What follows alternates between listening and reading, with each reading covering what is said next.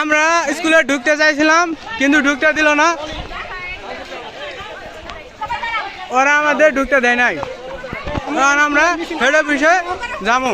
তারা হুমকি দিয়েছে, তারা সবাই হুমকি দিছে, তারা সবাই হুমকি দিছে আমাদের ঢুকতে দেয় না স্কুলে।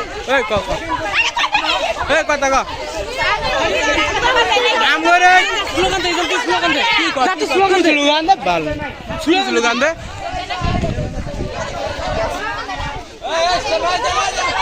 ওই সবাগা একজন স্লোগান দে, একজন স্লোগান দে, একজন দে। আমাদের দাবি মানতে হবে, হেড স্যারের পদত্যাগ করতে হবে।